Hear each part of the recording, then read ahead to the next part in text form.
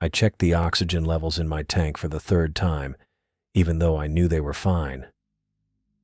The numbers showed exactly what they should. Enough air for 6 hours of submersion with a 3-hour safety margin. Methodical checks were my ritual before every dive, but today felt different. The Mariana Trench wasn't forgiving of mistakes. Oxygen nominal, life support systems green across the board, I said, making a mark on my checklist.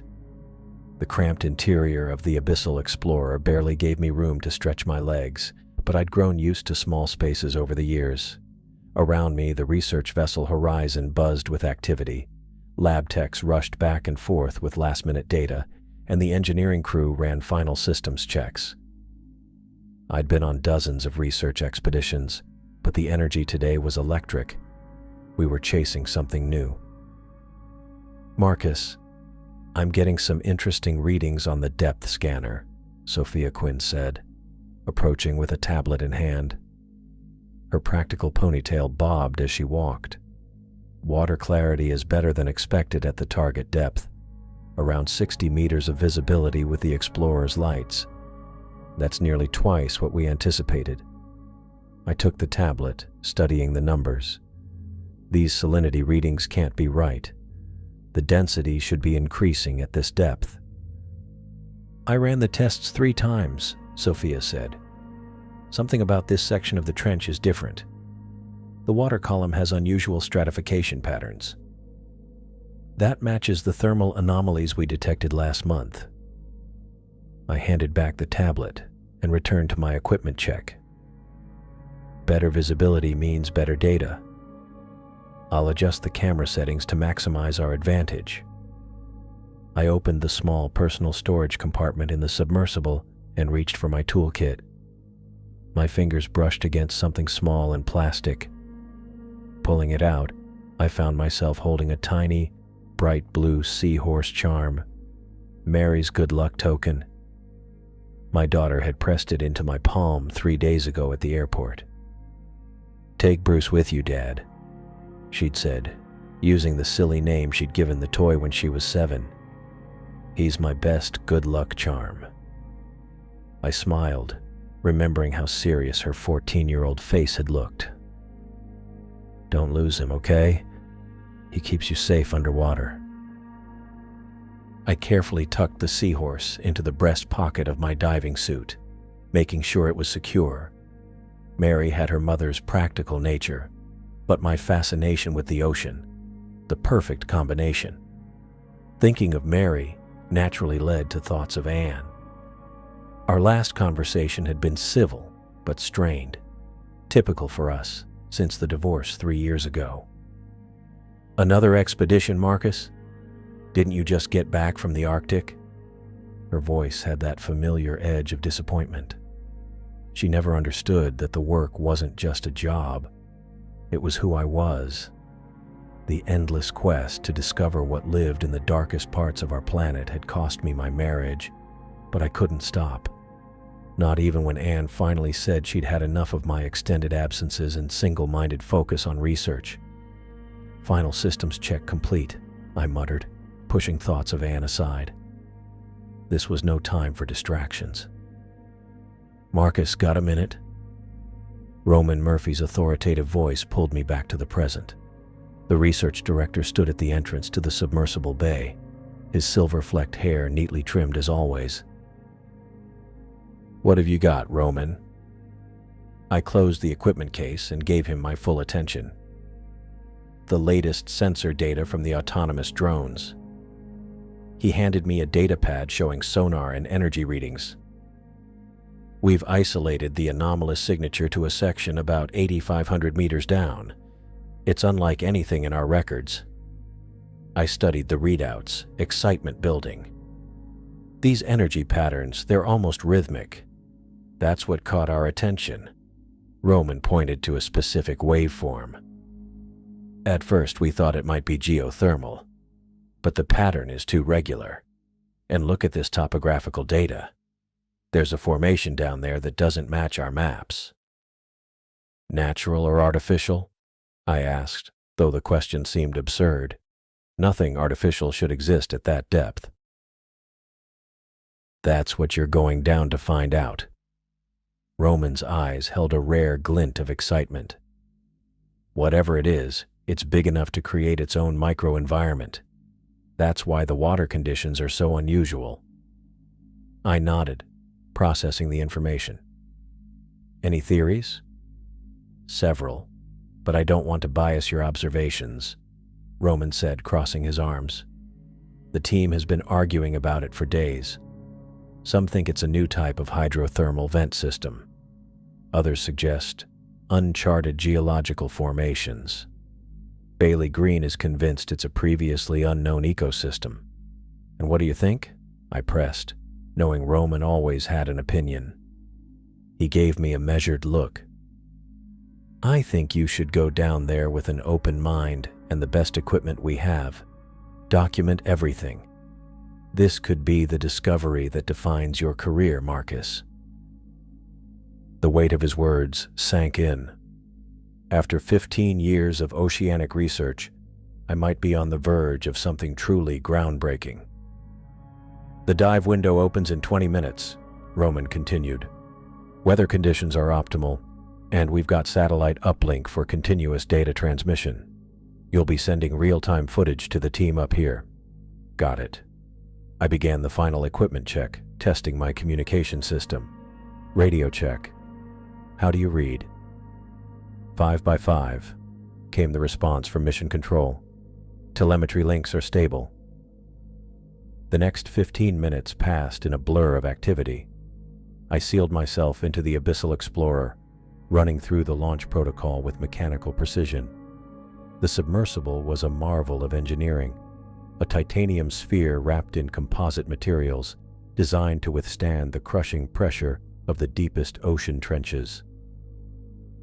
Sealing main hatch, I reported, pulling the heavy door closed and engaging the locks.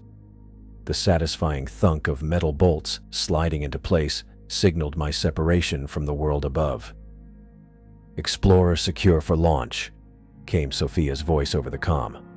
All systems nominal. Prepare for deployment.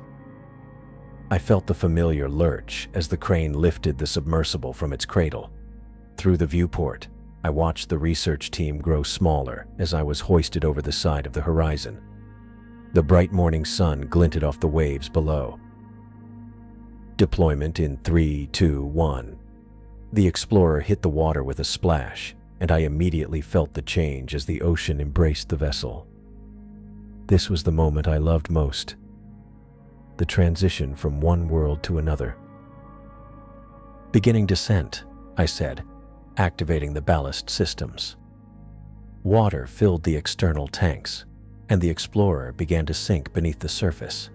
The azure waters around me darkened quickly. At 50 meters, the sunlight still penetrated, casting a blue glow through my viewport. By 100 meters, the blue had deepened to indigo. The comforting voices from the surface team remained clear in my headset. Passing 500 meters, I reported, all systems functioning normally. Copy that, Explorer, Roman responded. Your descent rate is optimal. As I sank deeper, I turned on the external lights. They cut through the darkening water, illuminating particles floating in the vast emptiness. This far down, the ocean was no longer a friendly place. It was an alien world where humans could only visit briefly in protective shells like mine. Passing 1,000 meters, I noted, entering the midnight zone. The pressure outside the hull was building, over 100 atmospheres now, but inside my tiny bubble of technology, I remained safe. I checked the structural integrity monitors. All green. I continued my descent, reporting depth markers at regular intervals. At 3,000 meters, I passed through a layer of bioluminescent organisms that sparkled like stars against the black water. Their blue-green light created an ethereal display outside my viewport. Are you seeing this? I asked, adjusting the external cameras to capture the phenomenon. Coming through clearly, Sophia confirmed. Magnificent bioluminescent display, likely Atala jellyfish and Tomopterus worms. By 5,000 meters, the true isolation of the deep ocean became apparent. The water pressure outside now exceeded 500 atmospheres, enough to crush an unprotected human instantly. The horizon was a distant point far above, and soon it vanished completely from my sensors. I was alone in the darkness. "I've lost visual contact with the surface," I reported. "Expected at this depth," Roman replied, his voice slightly distorted by the increasing distance. "We still have you on tracking. Signal strength remains good." At 7,000 meters, the explorer entered one of the most remote environments on Earth. Fewer people had visited these depths than had walked on the moon. The temperature outside had dropped to just above freezing, and the pressure continued to build relentlessly. "Approaching target depth," I said, checking the navigation system. 8,000 meters and descending." "Copy that," Roman's voice came through with noticeable static now. "You should be nearing the anomaly zone. We're standing by for your observations." I slowed my descent rate, wanting more control as I approached the target area. The external sensors were all active, collecting data on water chemistry, temperature, pressure, and energy signatures. At 8,400 meters, the sonar system pinged, alerting me to something ahead. "I'm getting strong sonar returns," I reported, adjusting the display. "Large formation ahead, approximately 200 meters from my position." "Can you describe it?" Roman asked, his voice tense with anticipation. I peered at the sonar image, trying to make sense of what I was seeing. "It's massive. Not a typical seafloor formation. The structure has unusual angles and protrusions." I adjusted the Explorer's powerful lights to maximum intensity and aimed them forward. The beams cut through the darkness but revealed nothing yet except the endless black water. "Moving closer," I said, using the thrusters to propel the submersible toward the sonar contact. As I drew nearer, the sonar image became more defined. The object or formation ahead was truly enormous, at least the size of a football field, and had a complexity that didn't match any natural underwater feature I'd ever encountered. "Energy readings are spiking," I reported, watching the instruments. "Whatever it is, it's emitting some kind of electromagnetic field." "Proceed with caution," Roman warned. "Maintain safe distance until we can analyze the data." But scientific curiosity drove me forward. After all, this was why I was here, to discover the unknown. I felt my heart rate quickening as the distance to the anomaly decreased. The seahorse charm pressed against my chest inside my suit pocket, a small reminder of my connection to the world above. At 100 meters from the target, my lights finally reached far enough to catch the edge of something in the darkness. At first, it was just a different shade of black against the void. Then, as I moved closer, details began to emerge. "I have visual contact," I said, my voice barely above a whisper, though I knew the team could hear me. The sonar continued pinging rhythmically as I adjusted course directly toward the anomaly. The formation ahead didn't match any known underwater topography. Its surface had an unusual texture, not the random patterns of rock, but something more ordered, more purposeful. My heart rate climbed higher as I realized I might be looking at something that would change our understanding of the deep ocean forever. Whatever lay ahead in the darkness, I was the first human being to see it. With careful movements, I guided the Explorer closer, its lights now fully illuminating what appeared to be the edge of something truly extraordinary. "Control. I'm proceeding deeper into the trench," I said, keeping my voice steady despite my growing excitement. "Current depth is 8,130 meters. The vessel made a low, drawn-out creaking sound as I carefully increased our depth. The pressure at this level was immense, over 800 atmospheres pressing against every inch of the Explorer's hull. Another creak, longer this time, followed by a subtle popping noise from somewhere behind me. Explorer, we're recording some stress indicators on your hull. Sophia's voice came through, slightly distorted by the depth. Are you hearing anything concerning? Just the usual complaints, I replied, running a quick diagnostic check on my systems. The old girl's holding together. All integrity readings are within acceptable parameters. I continued deeper, the submersible's external sensors feeding me data about the surrounding environment. The temperature was a constant near freezing, and the pressure continued to climb as I descended further.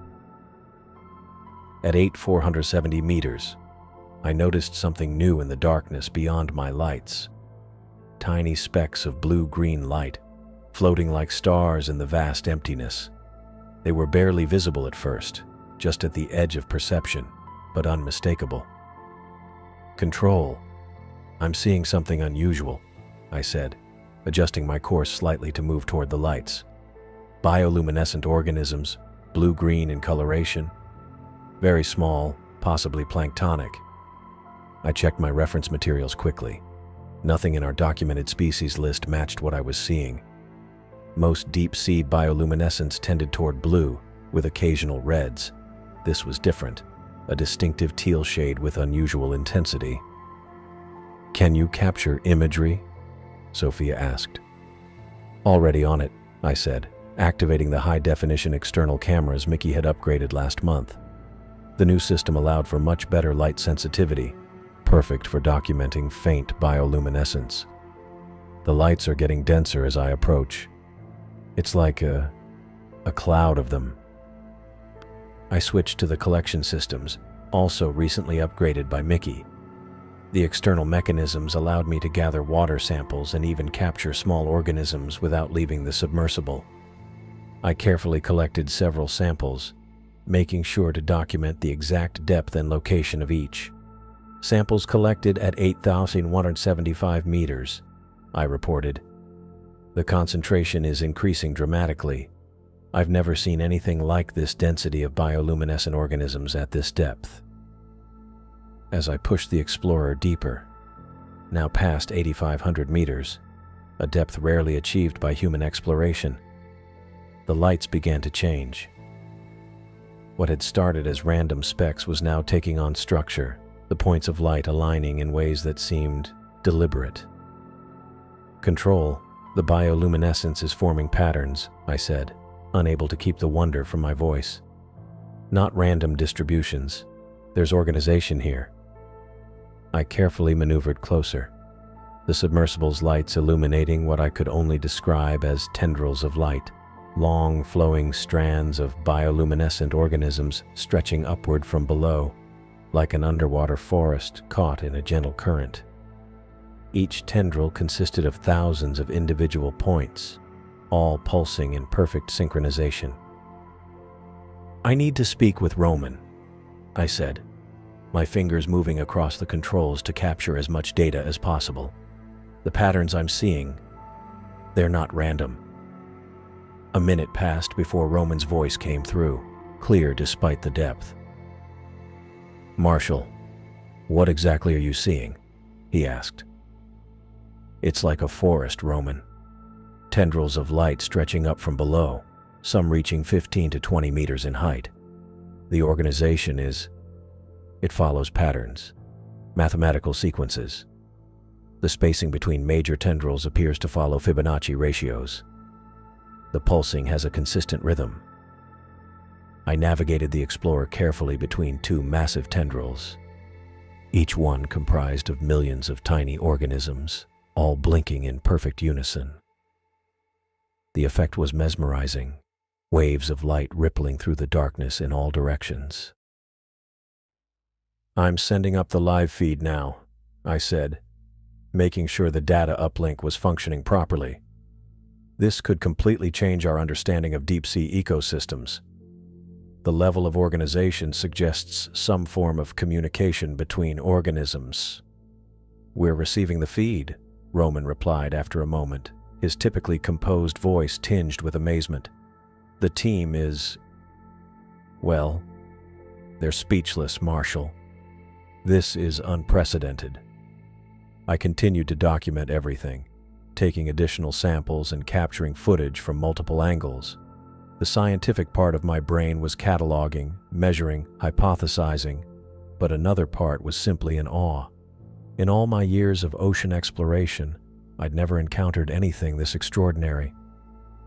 The density increases toward what appears to be the center of the formation, I reported, carefully guiding the explorer deeper into the forest of light. I'm proceeding with caution. The tendrils grew thicker as I moved forward, forming intricate patterns that reminded me of neural networks. Light pulsed through them in waves, sometimes starting from the bottom and flowing upward, other times radiating outward from central points. Marshall, we're picking up unusual energy readings from your location. Sophia's voice came through, tinged with concern. Nothing dangerous, but definitely unusual. Are you registering anything on your instruments? I checked my readouts. Minor electromagnetic fluctuations, but nothing that would interfere with the explorer's systems. The bioluminescence seems to be generating its own field. I felt a mixture of scientific caution and pure excitement. This discovery could represent an entirely new form of deep-sea life, one with levels of organization previously thought impossible at these depths. The implications for marine biology, for our understanding of how life could evolve in extreme environments, were enormous. I'm approaching what appears to be the center of the formation, I said, keeping my voice level despite my racing thoughts. The light patterns are intensifying. As I moved closer to the apparent center, the pulsing of the lights grew more pronounced, more rhythmic. The blue-green glow filled the explorer's cabin, casting everything in an otherworldly light. It was almost hypnotic, the way the patterns flowed and changed, drawing me deeper into their display. The central area is approximately 30 meters ahead, I reported. The bioluminescent activity is at least 5 times more intense than at the periphery. I carefully adjusted my course, moving between the massive tendrils that now surrounded the explorer on all sides. The lights pulsed faster as I approached the center, their rhythm becoming more complex, more compelling. Control. I'm maintaining position at 8,520 meters, I said, proceeding toward the center at minimal speed. The lights continued to pulse around me, their glow intensifying with each meter I advanced. They seemed to be responding to my presence, or perhaps to the explorer itself, their patterns shifting and flowing as if in reaction to our movement through their midst. Control. Are you seeing this? I asked, my voice sounding distant to my own ears. The patterns are getting more organized. Sophia's voice crackled through the comm. We're recording everything, Marshall. Can you describe what you're observing? I tried to formulate a response, but found myself tracking a particular sequence of lights that rippled from left to right across my viewport. My thoughts slowed, becoming as fluid as the water outside. The tension in my shoulders melted away. How long had I been watching? Seconds? Minutes? Marshall? We need verbal confirmation. Sorry, I said, blinking slowly. It's just beautiful. The lights seem to follow each other. There's a rhythm to them. I reached for my tablet to record some measurements, but my hand moved as if through honey. The urgency that normally drove my scientific observations had dissolved into a pleasant calm. I managed to activate the spectral analyzer, watching as wavelength data scrolled across the screen. Dr. Bell, this is Milo. Johnston's voice cut through my haze with its clinical precision. I'm monitoring your cerebral activity from up here, and I'm seeing some unusual theta wave patterns. Your brain activity is shifting toward frequencies associated with deep meditation or early-stage sleep. I nodded, though no one could see me. That makes sense. I feel relaxed. Marshall, that's concerning, Milo replied. You shouldn't be experiencing altered consciousness during this dive. I knew he was right, but couldn't muster the appropriate concern. The lights pulsed in sequences that pulled at my attention. I tried to focus on the instruments, to document the phenomenon properly, but my gaze kept drifting back to the viewport. "I'm taking measurements," I said, though my fingers moved sluggishly across the controls. "Wavelength peaks at 482 nanometers, intensity fluctuating between..." The numbers blurred as another pattern caught my eye. "Sorry, lost my train of thought." The lights outside seemed to brighten in response to my voice, their rhythm quickening slightly. I tilted my head, watching as the pattern shifted. "Did you see that?" I asked, suddenly more alert. "They changed when I spoke." "Can you clarify, Marshal?"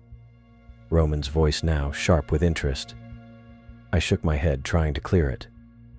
"The patterns, they changed when I talked, like they're responding to the submersible." I tapped the external hull gently with my knuckle, and immediately the lights nearest that section flared brighter, their rhythm disrupting before settling into a new pattern. "They're responding to stimulus," I said, more focused now. "I'm going to test this." I engaged the thrusters, moving the Explorer 2 meters to the left. The lights swirled and followed the movement, their patterns shifting and flowing around the new position. I stopped, waited 30 seconds, then moved 2 meters right. Again, the lights responded, reorganizing themselves around the submersible. "Control, are you getting this? The bioluminescence is tracking the Explorer's movements. This isn't random, they're reacting to us specifically." "We're seeing it," Roman confirmed. "Try changing your depth slightly." I adjusted the ballast, rising 3 meters. The light patterns stretched upward, following my ascent, their rhythm quickening. When I descended back to my original position, they condensed again, the pulses slowing to their previous cadence. "This is incredible," I said, my scientific curiosity temporarily overriding the strange lethargy. "They're not just responding to physical presence, they're adjusting their entire communication pattern based on our movements." "Communication pattern?" Sophia questioned. "You're suggesting these are signals?" I watched as the lights continued their dance around the Explorer. Ray's theories about deep-sea bioluminescent communication might have been more on target than we realized, I replied. "But this goes beyond simple signaling between organisms." "What do you mean?" Sophia asked. The lights pulsed faster, drawing my attention back to their hypnotic rhythm. I lost myself in their flow for several seconds before remembering the question. "This is coordinated," I finally answered. "Most bioluminescent communication we've documented is between individuals or small groups, mating signals, warnings, lures for prey. This is different. It's like a network. The entire formation is behaving as a single entity." I checked the chronometer and blinked in surprise. 23 minutes had passed since my last time check, though it felt like only 5. The pleasant fog had settled back over my thoughts, making it difficult to maintain focus on anything but the lights. "Marshal." Milo's voice again, more urgent now. "Your heart rate has decreased to 52 beats per minute. Respiration is shallow. These readings match patterns seen in hypnotic states." I heard him, but couldn't quite process the concern in his voice. The lights pulsed in sequences that seemed meaningful, almost like words written in an alphabet I couldn't quite read. "Dr. Bell," Milo's voice sharpened. "I need you to look away from the viewport. Now." "In a minute," I murmured. "I'm observing something important here." "Your blood pressure is dropping," Milo continued, his voice tight. "Whatever you're seeing is affecting your autonomic nervous system. Break visual contact immediately." Something in his tone finally cut through the haze. With significant effort, I forced myself to turn away from the viewport, looking down at the instrument panel instead. The effort was like pulling away from a powerful magnet. My heart pounded suddenly, adrenaline cutting through the lethargy. "I'm okay," I said, though my voice shook slightly. "Just got caught up in observation." "Your vital signs are already normalizing," Milo noted. "Marshall, whatever that light pattern is, it's having a direct neurological effect on you." The realization hit me with disturbing clarity. I'd been sitting there, gradually slipping into an altered state without even noticing. The scientific part of my brain kicked back into gear, now seeing the lights not just as a fascinating phenomenon, but as a potential danger. "Control. We need to analyze the video feed," I said, still keeping my eyes averted from the viewport. The light patterns might match known hypnotic frequencies. Bailey should review the footage. She might be able to determine if this resembles any documented biological lure mechanisms. "Already on it," Roman replied. "Bailey's setting up analysis parameters now." I took a deep breath, steadying myself. "I think we've found something that goes well beyond bioluminescent communication. These organisms aren't just signaling each other. They're capable of affecting consciousness." My hand moved toward the control panel, and I realized I was unconsciously trying to turn back toward the viewport. I pulled it back, disturbed by how strong the compulsion was.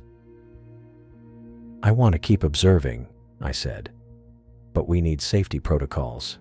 Milo, can you set up an alert that will trigger if my vital signs show I'm falling into that state again?" "Already done," he replied. "And Marshall? Don't look directly at those patterns for more than a few seconds at a time." I nodded, though the desire to turn and lose myself in the rhythmic beauty of the lights remained powerfully tempting. "Marshall, how are you feeling now?" Milo asked through the comm. I reached for the water bottle strapped to the side of my seat. "Better. Give me a second." The cool water helped ground me as I took several long swallows. The plastic crinkled loudly in the small cabin as I squeezed the bottle, the sound sharp and real compared to the dreamlike quality the lights had induced. "My head's clearer now," I said, wiping my mouth with the back of my hand. But that was intense, like being pulled under by a current. "Your vitals are normalizing," Milo replied. "Heart rate coming back up, brain activity shifting to normal patterns." I ran a hand across my face, feeling the stubble on my cheeks. The cramped interior of the Explorer felt more real now, the hard edges of the control panel solid under my fingers. I checked the oxygen readout. Still plenty left. The clock showed I'd lost almost half an hour staring at those lights. That was concerning. I glanced at the instrument panel, careful to keep my eyes off the viewport. The sonar readings showed something massive beneath us, but the details were fuzzy. I needed a better look. "I'm going to adjust the external lights," I told Control. "Point them downward instead of straight ahead. That might give us a view without me having to look directly at the bioluminescence." "Proceed with caution," Roman's voice came through. "But this is remarkable data already." I reached for the lighting controls, keeping my gaze fixed on the panel. The submersible had 8 powerful external spotlights that could be independently adjusted. I rotated all of them to point downward at a steep angle, away from the field of lights that had been mesmerizing me. "Lights repositioned," I reported. "I'm going to check the video feed on the monitor instead of looking through the viewport. Should give me some distance from the direct effect." I switched on the main display, which showed the camera feed from the external lights now pointing downward beneath the Explorer. What I saw made me forget to breathe. "Oh my God," I whispered. "What is it?" Sophia asked, her voice sharp with concern. "What are you seeing?" On the screen, illuminated by the powerful spotlights, was not the ocean floor I'd expected, but something else entirely. The thousands of bioluminescent tendrils I'd been observing weren't separate organisms at all. They all connected to a massive central structure beneath them, like countless tentacles or filaments extending from a single body. It's one thing, I said, my voice barely audible even to myself. I cleared my throat and tried again. The lights, the tendrils, they're not separate organisms. They're all part of one massive entity. The central mass was enormous, with a textured surface that pulsed slightly. The tendrils grew from it like hair from a scalp, or perhaps more like the sensitive whiskers of some deep-sea creature. My mind raced to find comparisons, but nothing in my experience matched what I was seeing. "I need you to clarify, Marshall," Roman said, his academic tone barely masking his excitement. "Are you saying the bioluminescent strands are all connected?" "Yes," I said, adjusting the camera angle to take in more of the massive thing below me. "They all connect to a central body. It's huge, Roman. I'm trying to estimate the size now." I checked the sonar readings again, comparing them with the visual feed. The central mass appeared to be roughly circular, though with irregular edges. Using the explorer's instruments, I took measurements as best I could. Based on these readings, I'd estimate the central mass at approximately 200 meters across, I reported, my voice steadier now as I fell back on scientific observation. The tendrils extend outward another 100 meters in all directions, creating a total diameter of about 400 meters.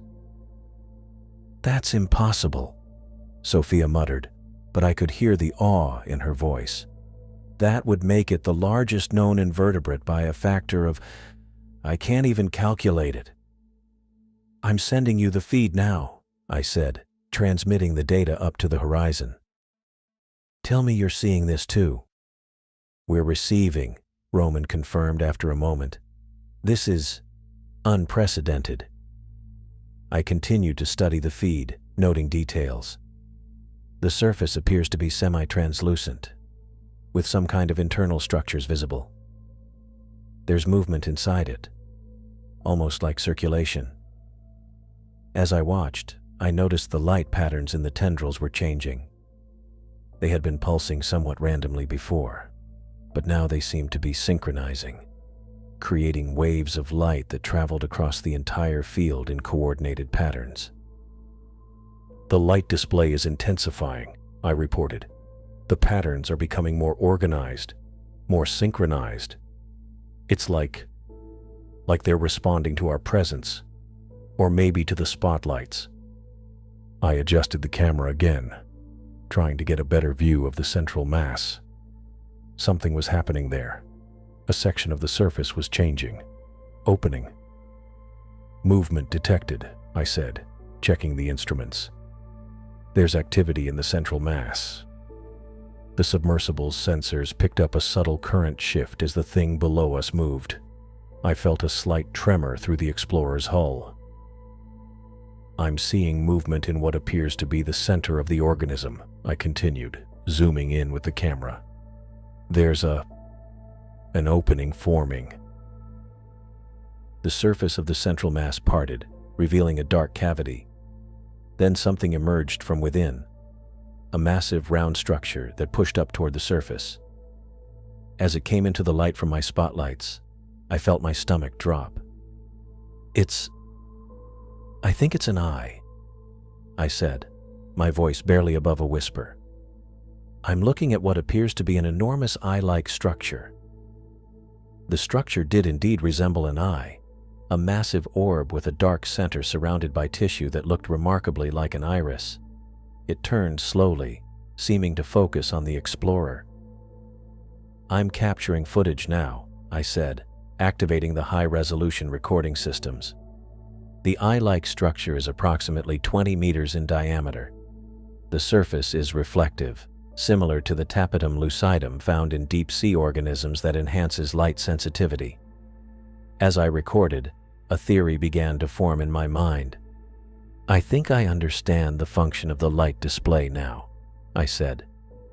It's not just communication, it's a lure, and possibly a sensory organ too. Explain, Roman prompted. The light patterns are hypnotic, as we've discovered, I said, keeping my eyes carefully on the instrument panel rather than the viewport. They affect consciousness, induce a trance-like state. In the deep ocean, that could attract prey, mesmerize them until they're close enough to capture. I paused, considering the implications. But the patterns are too complex to be just a lure. The way they change and respond suggests they're also sensing, gathering information about whatever approaches. The lights are both attracting prey and studying it. That's brilliant, Roman said. A dual-purpose adaptation perfectly suited for the deep ocean environment. I nodded, though no one could see me. It makes evolutionary sense. Resources are scarce down here. Any advantage in locating and capturing food would be strongly selected for. As I continued watching the monitor, I noticed the light patterns changing again. They were becoming more rapid, more intense, pulsing in what seemed like increasingly complex sequences. Despite my resolve to avoid looking directly at them, I found my eyes drifting toward the viewport.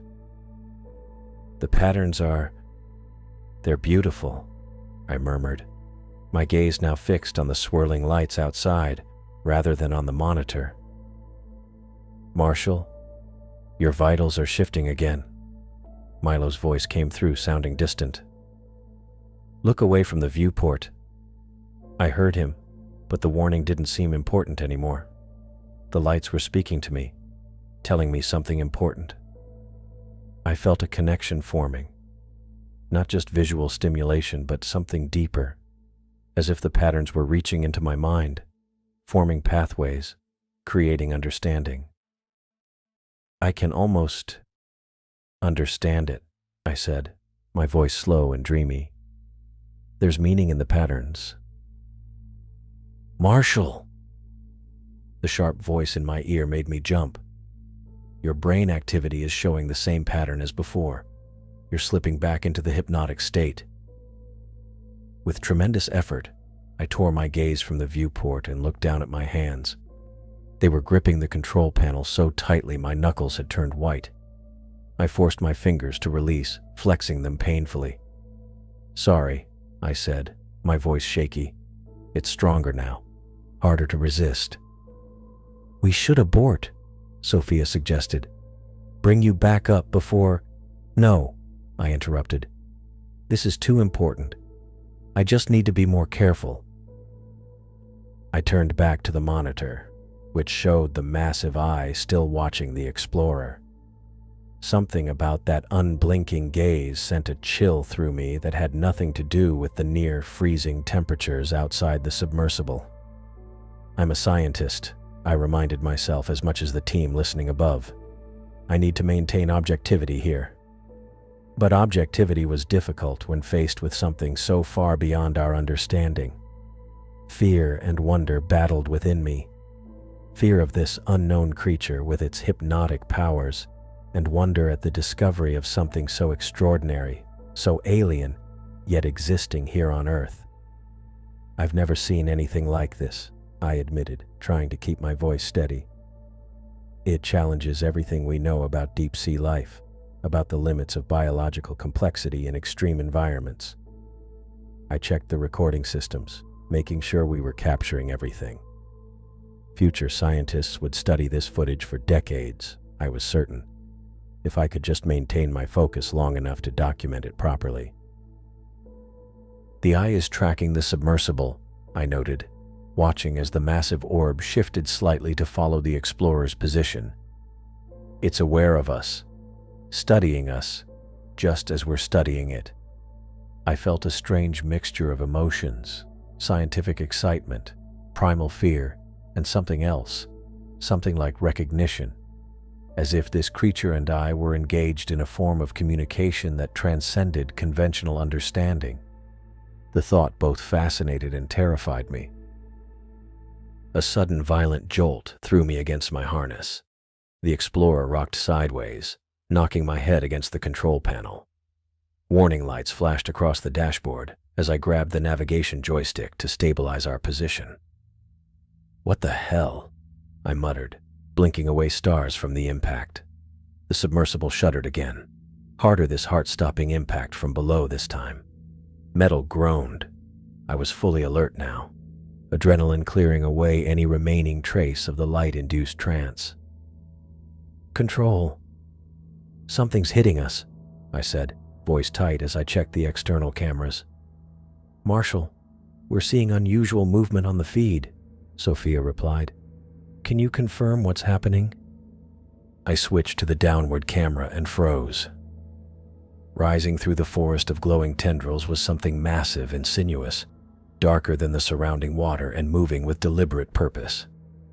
The shape twisted upward, its surface reflecting the Explorer's spotlights as it approached. "Oh God," I whispered as understanding dawned. "It's a tentacle." I watched in horror as the enormous appendage, easily 3 meters wide, rose through the bioluminescent field and wrapped around the lower section of the Explorer. The metal hull creaked in protest as the tentacle tightened its grip. "Control. The structure isn't a colony or a reef. It's a single organism. We're dealing with a massive cephalopod," I shouted into the comm. "The lights, the tendrils, they're all part of a lure, like an anglerfish but on an impossible scale." I heard gasps and rapid conversations in the background at control. Roman's voice cut through the chaos. "Are you certain, Marshall?" "Absolutely certain. I'm looking at a tentacle wrapped around our hull right now. The bioluminescent tendrils aren't separate organisms. They're specialized appendages. The whole thing is one creature, and it's using light patterns to attract and disorient prey." I swallowed hard. That's us, by the way. We're the prey. The vessel lurched again as the tentacle constricted. Warning indicators flashed across my control panel, hull pressure readings spiking into the red. "Marshall, we're registering hull integrity compromised at 2 points, Sophia reported, her voice clinical but tight with tension. "Section 5B and 7A show microfractures forming. Current depth puts external pressure at approximately 850 atmospheres." I didn't need the reminder of what would happen if those microfractures expanded. At this depth, water would cut through the smallest opening like a hypersonic jet. "Initiating emergency ascent protocols," I announced, flipping the safety cover off the emergency thruster controls. I punched the activation sequence, bracing for the sudden acceleration. Nothing happened. I tried again, jabbing the button with increasing force. The thrusters whined but produced no movement. The Explorer remained firmly in the creature's grasp. "Thrusters not responding," I reported, trying to keep my voice steady. "The tentacle must be blocking the propulsion system." "This is Brooke Burgess," a new voice cut in. "I'm initiating remote diagnostic on your damage assessment systems. Can you manually override thrust vectoring to ports 2 and 4? I reached for the secondary controls, adjusting the thruster configuration to redirect all power to the unobstructed ports. "Attempting manual override now," I confirmed, entering the emergency codes. The submersible vibrated as the remaining functional thrusters engaged, but we barely moved. The tentacle's grip was too strong, holding us in place with terrifying ease. "No good," I said. "We're still caught." On the external feed, I watched with growing dread as another massive tentacle rose from below, joining the first. This one was even larger, with visible suction cups the size of dinner plates. It moved with deliberate slowness, wrapping around the midsection of the Explorer. The metal hull protested with a long, agonizing groan. "Second tentacle engaged," I reported, feeling sweat bead on my forehead despite the cool temperature inside the cabin. "It's constricting the vessel." The Explorer tilted at a dangerous angle as the creature adjusted its grip. Equipment that wasn't secured clattered across the floor. My tablet slid off the console, smashing against the far wall. "Marshall, your oxygen recycling system is showing stress," Sophia warned. "The constriction might be damaging the external components." I glanced at the life support readings. They were holding for now, but any further damage could change that quickly. The bioluminescent display outside intensified, the patterns becoming more rapid and complex. The lights now seemed aimed directly at the viewport, pulsing with mesmerizing rhythm. Despite the immediate danger, I found my attention drawn to them again. The beautiful patterns seemed to whisper that everything would be okay if I just relaxed and watched them dance. "Marshall? Marshall, respond." Milo's voice seemed distant, though I knew he was shouting. With tremendous effort, I wrenched my gaze away from the viewport, focusing instead on the emergency protocols checklist mounted on the side panel. "I'm here," I said, my voice sounding slurred even to my own ears. "The lights, they're stronger now. Targeted." I blinked hard and slapped my own face, fighting the drowsiness that threatened to overtake me. "It's a hunting mechanism," I said as clarity returned. "The lights don't just attract prey, they sedate it, like how a python constricts its prey while the victim slowly loses consciousness from lack of oxygen." I laughed bitterly. "Efficient design, really?" "Your neural patterns are showing the same entrainment effect as before, but more pronounced," Milo Johnston said. "Whatever those light patterns are doing, they're directly affecting your brain activity." "It's trying to put me to sleep, Milo," I explained, keeping my eyes fixed on the instrument panel. "The creature uses the lights to induce a trance state while it crushes its prey. Less struggling that way. Probably evolved to catch large marine mammals or other deep-sea predators." The submersible creaked again as the tentacles tightened further. A new alarm joined the chorus of warnings, oxygen levels dropping as the recycling system struggled under the pressure. "Oxygen warning," I reported unnecessarily as red lights flashed across the cabin. "The main recycling unit must be damaged." I checked the gauge. 15 minutes of primary oxygen remaining, with emergency reserves adding another 10. 25 minutes before I'd start to lose consciousness, assuming the hull held that long. "Marshall, we're preparing recovery options," Roman said, his voice steady despite the situation. "The horizon is repositioning for emergency retrieval." I wanted to laugh. The horizon was nearly 3 kilometers above us, and their retrieval equipment wasn't designed to wrestle prey from a colossal deep-sea predator. The pressure around the Explorer increased again, and I heard a new sound, a high-pitched whine of metal under extreme stress. The viewport, designed to withstand the crushing pressures of the deep ocean, now faced the additional strain of the creature's grip. A hairline crack appeared at the edge of the reinforced glass. "Viewport integrity compromised," I said, unable to keep the fear from my voice now. "If it gives way—" I didn't finish the sentence. Everyone knew what would happen if the viewport failed at this depth. The pressure would crush me instantly. The oxygen warning changed from yellow to red, the estimated time dropping to 12 minutes as the system deteriorated further. The creature's tentacles continued their relentless constriction, the pressure increasing around us with each passing second. I stared at the instrument panel, watching the hull integrity percentages dropping steadily, our situation growing more dire by the second. "Control. Situation critical. Need immediate assistance with emergency protocols."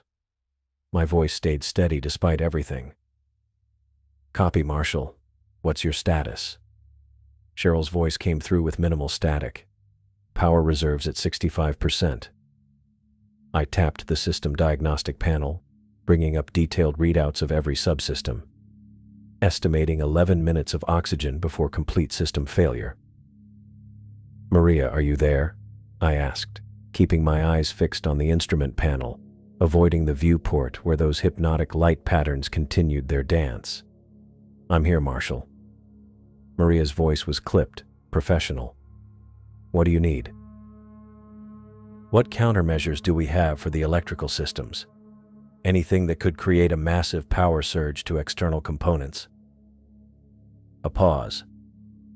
"You're talking about overloading something?" "The external lights. I need to know if we can redirect all available power to them." "That's not what they're designed for."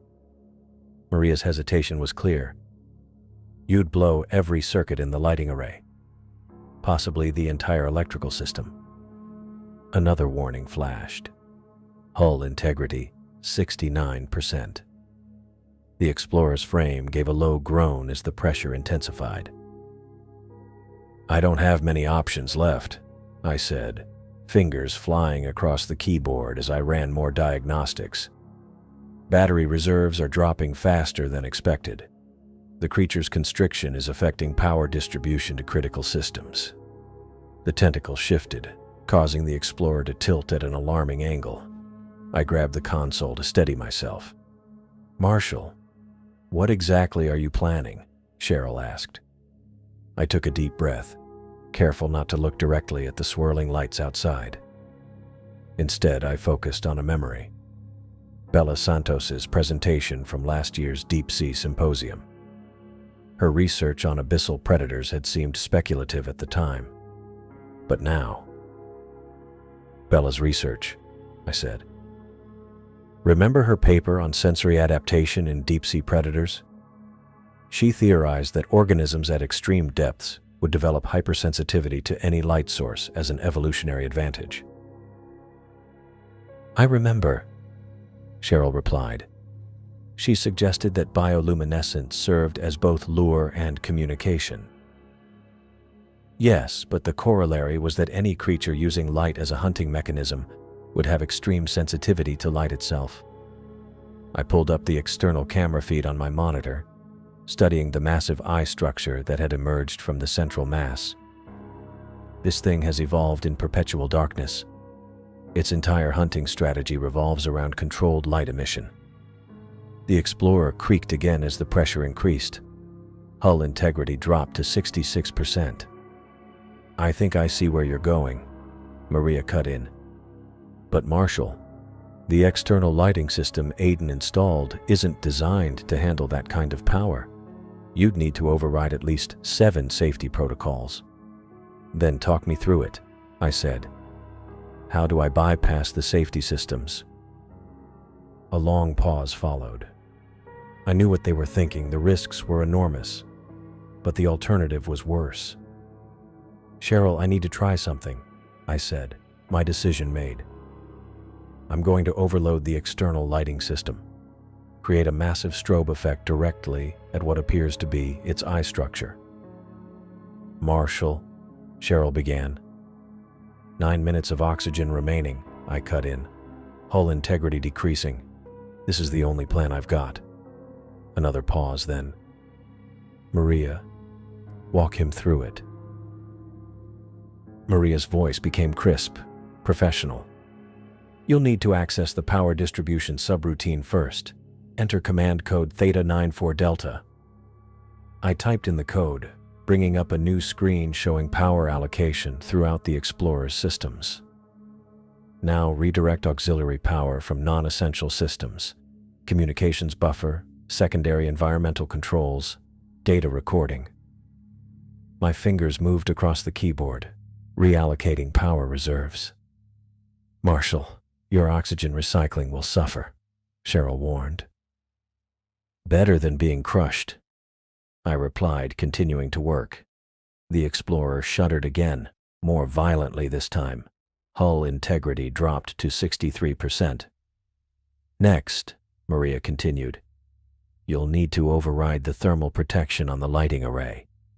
That's a physical switch under the secondary control panel." I reached under the console, feeling for the switch. Finding it, I flipped it to the override position. Another warning light appeared. Thermal protection disabled. Now the hard part, Maria said. You'll need to manually increase the power capacity to the external lights. That's not something the system is designed to allow. Talk me through it, I said, feeling sweat bead on my forehead, despite the cool air in the cabin. Access the command terminal. You'll need to enter a developer override. Maria gave me a string of commands, which I typed in carefully. That will let you modify the power limiters, but Marshall, this will burn out the entire system. Once you do this, those lights will never work again. If this doesn't work, neither will I muttered, entering the final command. A new warning appeared. Power limiters disabled. Catastrophic system failure possible. The tentacle constricted again, and I heard a new sound. A metallic groan followed by a sharp ping. Something had given way in the hull structure. Hull integrity 58%, I reported, my voice tight. Oxygen now at 8 minutes. I could feel the frame of the Explorer beginning to bend under the immense pressure. The hairline crack in the viewport had extended by several centimeters. Almost ready, I said, programming the lighting sequence. I'm setting up a randomized strobe pattern at maximum intensity, focused primarily on the main floodlights facing the eye structure. I worked methodically despite the danger, setting up the sequence to hit the creature with everything the Explorer's lights could produce. The programming itself wasn't complex, but my hands shook slightly as I typed, making it harder. Marshall, be aware that this will likely trigger a complete electrical shutdown, Maria warned. The surge protection will trip, cutting power to everything except emergency life support. Understood. I switched to the emergency systems, making sure they were ready. Emergency life support status? Operational, Cheryl confirmed. But it's minimal. Just oxygen and basic temperature control. No communications, no external sensors. The tentacle shifted again, causing the Explorer to lurch sideways. I braced myself against the console as metal screamed under pressure. Hull integrity 53%, I reported, preparing to execute the sequence. I took one final look around the cramped cabin of the Explorer. My gaze fell on the tiny plastic seahorse charm, Mary's gift, taped to the edge of my console. I reached out and touched it gently. Marshall? Cheryl's voice was tense. Are you ready? I took a deep breath. Executing now. With a final keystroke, I activated the sequence. For a split second, nothing happened. Then the cabin was bathed in reflected light as every external lamp on the Explorer blazed to life at maximum intensity, far beyond their designed capacity. The effect outside was immediate and dramatic. Through the monitor, I saw the massive eye structure recoil, the pupil contracting violently. The bioluminescent tendrils, which had been pulsing in their hypnotic rhythm, suddenly flared in a chaotic pattern. The lights began to strobe, flashing in the randomized sequence I'd programmed. Bright, brighter, blindingly bright, then off for a microsecond before repeating in a different pattern. The effect was disorienting even on my monitor. I could only imagine what it was doing to a creature evolved for darkness. The Explorer's electrical system protested immediately. Warning messages cascaded across my screens. Thermal overload, circuit integrity failure, power surge detected. The tentacles around the Explorer spasmed. I felt the grip loosen slightly, then tighten again, as if in pain or anger. It's working, I called out. The creature's responding to the light. But the Explorer was failing too. The lights flickered as components burned out. The cabin lights dimmed, brightened, then dimmed again as power surged erratically through the system. Marshall, your power grid is collapsing, Maria's voice came through, breaking up. You have seconds before total system failure. The tentacle convulsed again, more violently this time. I felt the Explorer shift upward slightly as the grip loosened. Then, with a final surge, every light in the cabin went out. The monitors died. The comms fell silent. For a terrible moment, I was in complete darkness and silence, feeling the Explorer still gripped by the creature, uncertain if my gamble had worked. The emergency lights came on, dim red illumination casting eerie shadows. The minimal life support system hummed to life, its display showing basic readings: oxygen, temperature, pressure. Nothing else. I held my breath, waiting. Then I felt it, a change in pressure, a shift in the Explorer's position. The tentacle was unwinding, releasing its grip. Through the viewport, the crack hadn't grown any larger. I could see the bioluminescent display had changed completely. Instead of the organized, hypnotic pattern, the lights were flashing chaotically, like a system in panic. The Explorer began to rise, slowly at first, then with increasing speed. The creature had let go. My desperate plan had worked. I sat back in my seat, watching the depth gauge on the emergency panel as we ascended. The minimal buoyancy system was functioning, carrying us upward, away from the creature and toward the surface. I glanced at Mary's seahorse charm, still attached to my console in the dim red light. I needed more light. I reached for the auxiliary panel and flipped the switch for the secondary lighting system. Nothing happened at first, then a low hum built as power diverted to the external arrays. I hit the override sequence Maria had walked me through, pushing the system beyond its limits. The darkness outside my viewport suddenly vanished. Light, impossibly bright, painfully intense light, erupted from every external lamp on the Explorer. The beams cut through the black water like lasers, illuminating particles and creating a blinding fog effect around the submersible. I squinted against the glare, even though it was outside the hull. Maximum intensity achieved. I muttered to myself, activating the strobe sequence. The lights began to flash in rapid, irregular patterns. The kind of chaotic pulsing that would wreak havoc on light-sensitive organs evolved in perpetual darkness. Through the strobing effect, I saw the massive bioluminescent field surrounding the Explorer react. The beautiful hypnotic patterns that had nearly lured me into a trance state earlier now flickered erratically. The elegant blue-green tendrils that had seemed so mesmerizing now darkened section by section, like a power grid shutting down during a blackout. I pressed my face closer to the viewport, keeping my gaze clinical and detached despite the disorienting strobe. The creature's massive eye structure, that 20-meter orb that had studied me with such apparent intelligence, contracted violently. I could see it recoiling, pulling back from the assault of artificial light. "It's working," I whispered, watching as the tentacles that had been constricting the Explorer began to loosen their grip. The pressure readings on my hull integrity display ticked upward slightly, from 58% back to 61%. The tentacles, each as wide as a subway tunnel, quivered against the Explorer's hull. I could feel the vibrations through the metal frame, a low-frequency tremor that made my teeth chatter. Then, with a sudden release that sent the Explorer rocking sideways, the first tentacle unwrapped itself and withdrew. I grabbed the edge of the console to steady myself as the Explorer lurched again. The second tentacle was retreating too, sliding across the viewport like a living shadow before disappearing into the strobing darkness. Through the chaos of light and shadow, I caught a glimpse of something massive moving below, the central body of the creature withdrawing, retreating from the sensory assault I had unleashed.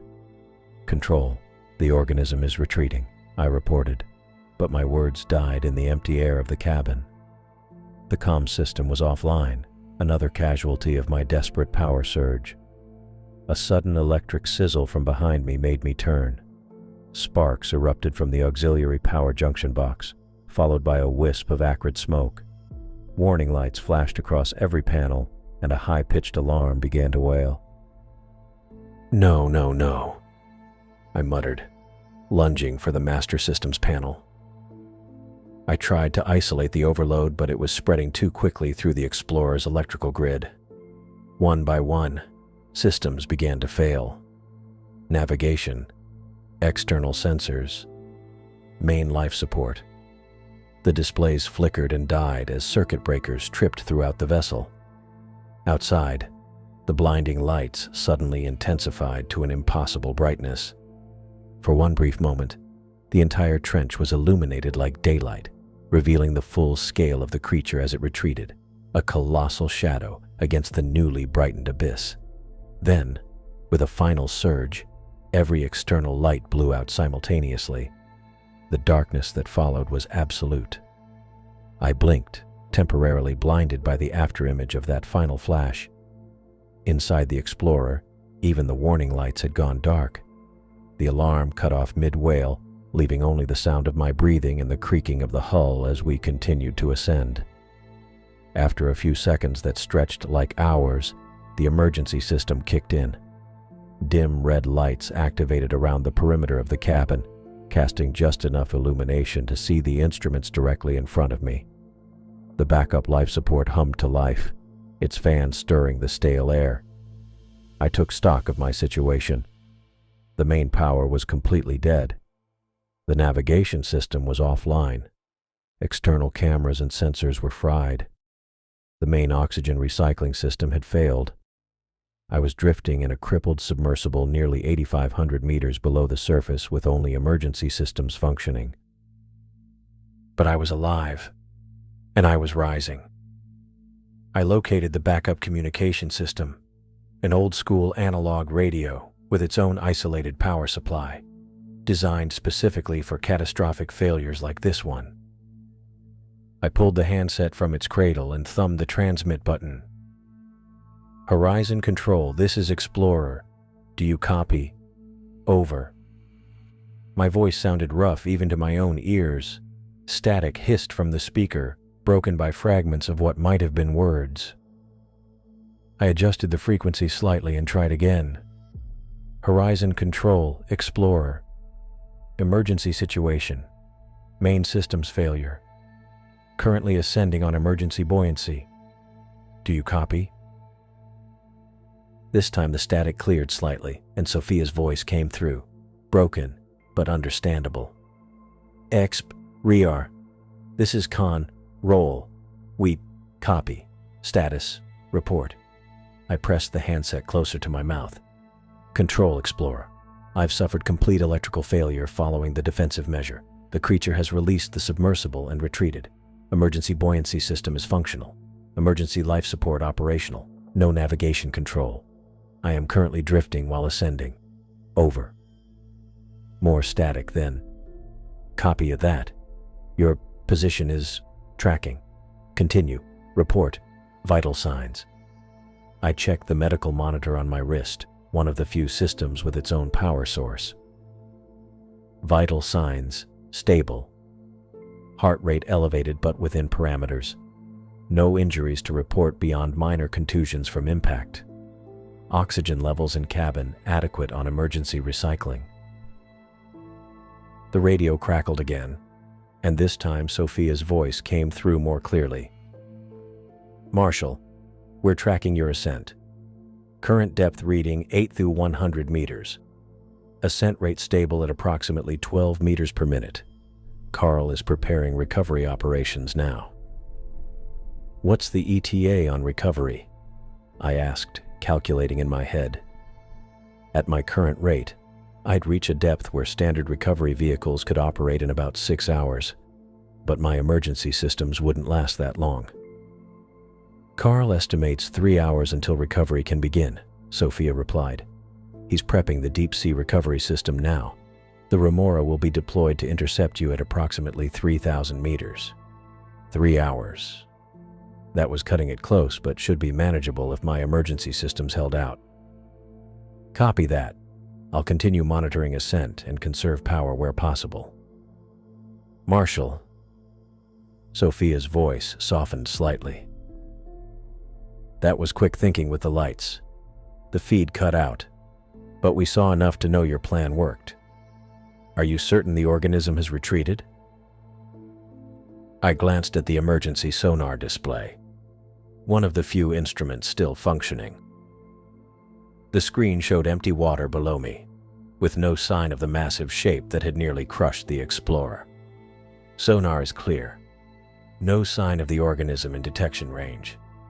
I believe the light overload was effective.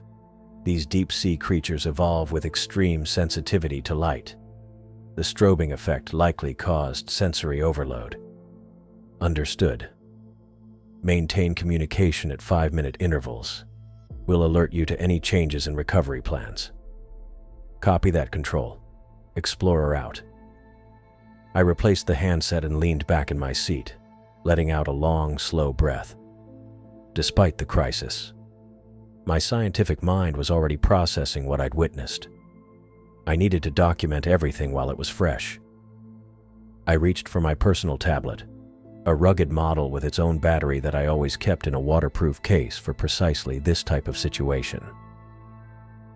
The tablet screen illuminated my face as I opened a new file and began recording. I spoke clearly, organizing my thoughts as I detailed everything about the encounter. Research log, Marshall Bell, Abyssal Explorer mission, depth at observation approximately 8,500 meters within the trench. Subject, encounter with unknown cephalopod species of unprecedented size. I continued methodically, describing the creature's physical characteristics in as much detail as possible. The central mass approximately 200 meters in diameter, the tentacles extending outward at least 100 meters each. The massive eye structure, the bioluminescent tendrils that served as both lure and sensory organs. The organism employs a sophisticated hunting strategy, utilizing bioluminescent patterns that appear to induce a hypnotic or trance-like state in potential prey, I continued, recalling the strange pull I had felt when watching the lights. The effect seems to be neurological rather than purely visual, suggesting a possible electromagnetic component to the bioluminescence. I documented the creature's hunting behavior, its response to the Explorer, the way it had used its tentacles to constrict the submersible, and its retreat when confronted with the overloaded lighting system. I included every detail I could remember, speaking for nearly 30 minutes without pause. When I finished the verbal report, I used the tablet's camera to photograph the instrument readings still visible on the emergency displays. I also took several photos of the water samples I had collected earlier, which contained trace elements of the creature's bioluminescent material. I checked the emergency oxygen display. The recycling system was operating at minimum efficiency, but it showed enough capacity to last approximately 4 hours. The emergency power reserves were at 87% and draining slowly. Both should be sufficient until the recovery team reached me. Next, I carefully examined the water sample containers. They were secured in a shock-resistant rack and appeared undamaged by the electrical surge or the creature's attack. Each container held approximately 500 milliliters of seawater collected at various depths, including samples taken directly from the bioluminescent field surrounding the creature. Under the dim red emergency lighting, I could see that some of the samples still contained faint traces of luminescence, tiny particles that emitted a weak blue-green glow. I made sure the container seals were tight and double-checked that the preservation chemicals had been automatically added to prevent degradation of organic material. These samples would be invaluable for laboratory analysis. They might contain DNA from the creature, cellular structures from the bioluminescent organs, or chemical compounds that produced the hypnotic effect. I secured the sample rack with additional straps to ensure it would survive the ascent and recovery process. With the immediate scientific documentation complete, I turned my attention back to monitoring the Explorer's systems. The emergency sonar pinged steadily, showing nothing but open water below me. The creature had truly retreated, at least for now. I kept one eye on the sonar display as I continued to ascend. Every 5 minutes I reported my status to Control as promised, providing my current depth, ascent rate, and emergency system status. The responses from Sophia grew clearer as I rose through the water column, the radio signal strengthening as the distance decreased. During one check-in, Carl Vargas himself came on the line. "Bell, this is Vargas. I'm prepping the Remora now. We've got your ascent trajectory plotted and should intercept you at approximately 3,000 meters. How are your systems holding?" "Emergency power at 72%, oxygen recycling stable, ascent rate unchanged," I reported. "All other systems remain offline." "Copy that. We're monitoring a weather system moving into the area. Shouldn't affect the recovery, but be prepared for some turbulence when we reach shallower depths." Understood. As the hours passed, fatigue began to set in. The adrenaline that had carried me through the encounter with the creature was wearing off, leaving me drained. I fought to keep my eyes open, focusing on the rhythmic ping of the sonar and the slow upward creep of the depth gauge. The lingering effects of exposure to the creature's hypnotic light patterns didn't help. Even hours later, I could still see those pulsing blue-green tendrils when I closed my eyes. My thoughts occasionally drifted and fragmented, requiring conscious effort to pull them back into focus. To stay alert, I continued to document additional observations and theories about the creature, speaking into my tablet's recorder. I speculated about its evolutionary history, its place in the deep-sea ecosystem, and the biological mechanisms behind its bioluminescent display. The size and complexity of this organism suggests a stable, nutrient-rich habitat and a position at the top of its local food chain, I noted. The question remains, what sustains a predator of this magnitude at such depths? The energy requirements must be enormous.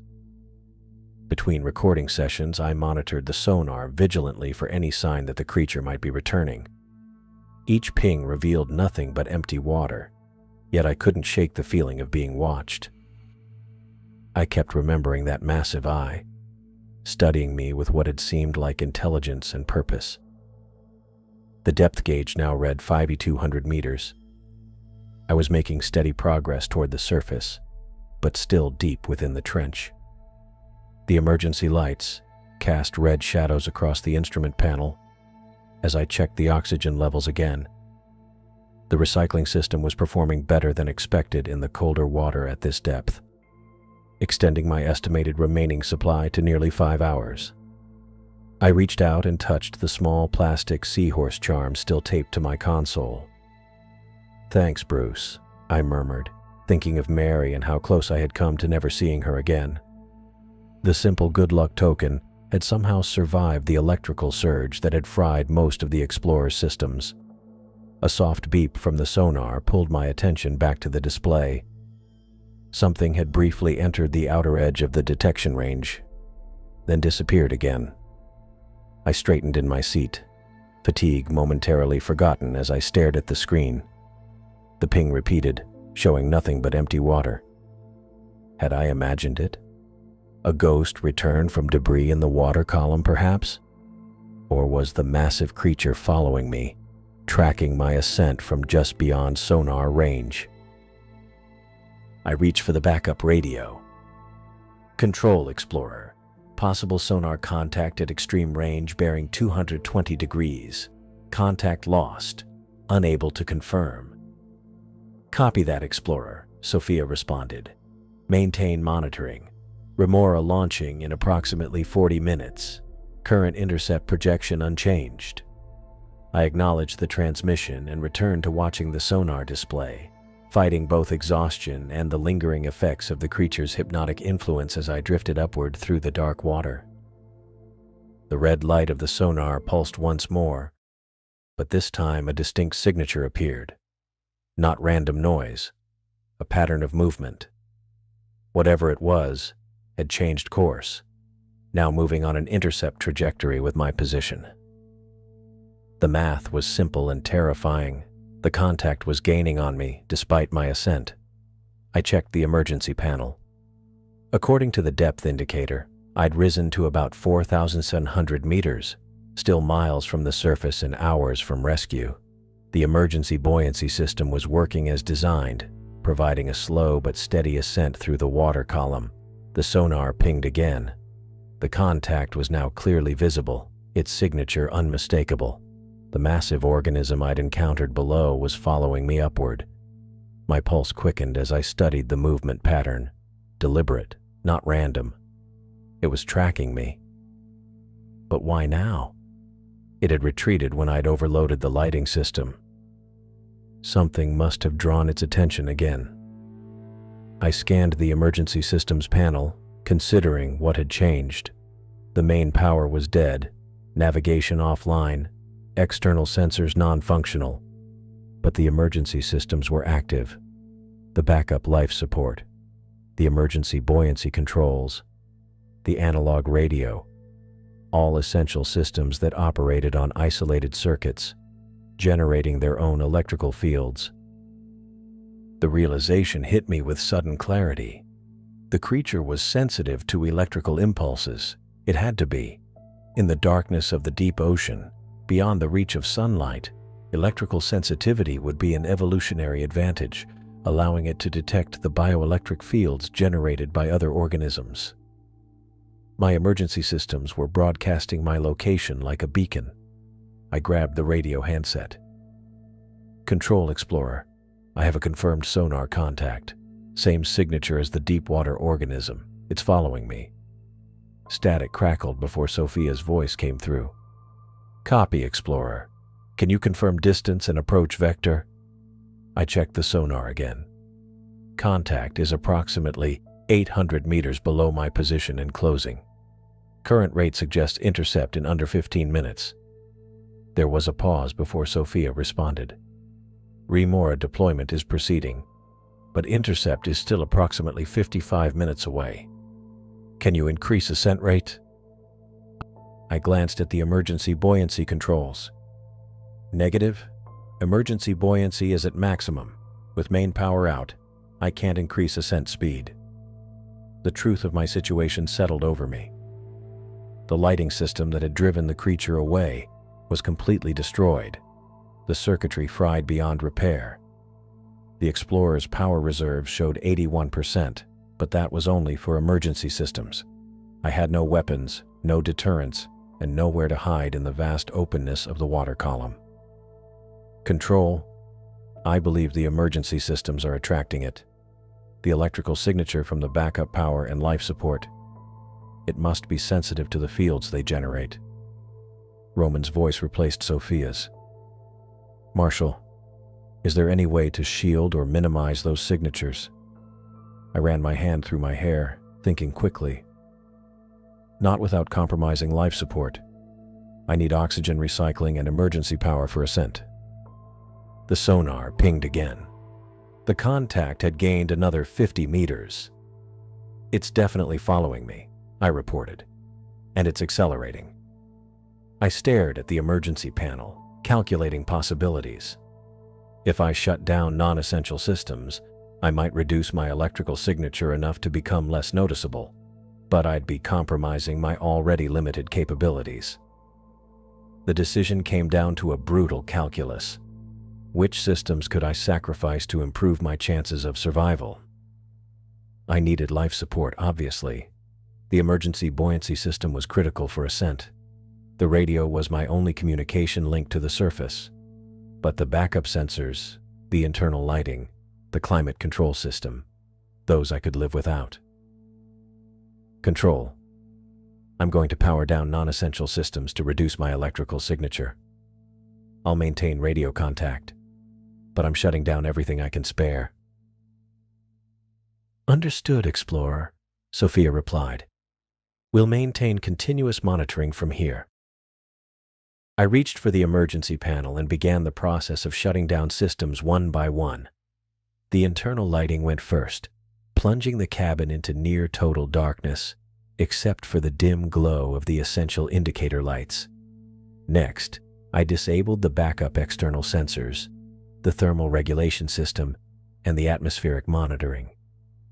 The cabin would get uncomfortable, but that was better than the alternative.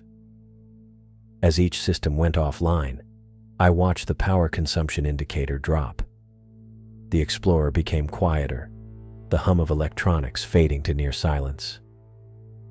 All that remained was the soft rhythm of the oxygen recycler and the occasional creak of the hull as I continued to ascend. The sonar pinged again. The contact was still approaching, but its progress had slowed slightly. I allowed myself a moment of hope. Perhaps the reduced electrical signature was making me harder to track. Then I saw it through the viewport, a faint blue-green glow in the darkness below. The bioluminescent tendrils had reappeared, but they were different now. Instead of the bright, hypnotic pulsing I'd seen earlier, they remained dim, almost stealthy, creeping through the water like searching fingers. The creature had changed its hunting strategy. It had learned from our previous encounter. A cold knot formed in my stomach. I was witnessing adaptive behavior from an organism that, by all rights, shouldn't exist. Not at this scale. Not with this level of apparent intelligence. I grabbed the radio again. Control. I have visual confirmation. The bioluminescent structures are visible, but they're different. Dimmer, more controlled. It's adapting its hunting technique. Copy that, Explorer, Roman replied. Can you describe the new behavior pattern? I watched as the tendrils spread out in the water below me, forming a loose net rather than a concentrated display. It's using a search pattern now, spreading tendrils in multiple directions. The lights aren't pulsing or flashing. They're steady, dim. It's like it's trying not to announce its presence. That suggests advanced predatory intelligence, Roman said, his voice tight with professional excitement despite the danger. It's learning from experience. That's fascinating, Roman, I replied, unable to keep the edge from my voice. But right now, that intelligence is focused on finding me. The Explorer suddenly rocked slightly, the motion subtle but unmistakable. I grabbed the console to steady myself, feeling the distinct shift in water pressure against the hull. The creature was close enough that its movement was creating currents strong enough to affect my vessel. Control. I'm experiencing turbulence. The organism is close enough to affect water flow around the Explorer. Through the viewport, I could see the bioluminescent tendrils spreading wider, forming a net below me that was slowly closing. The dim lights were approaching from multiple directions now, a strategic encirclement rather than a direct approach. Control, I said, my voice dropping to a near whisper, as if the creature might hear me. It's surrounding the Explorer. The tendrils are approaching from all sides now.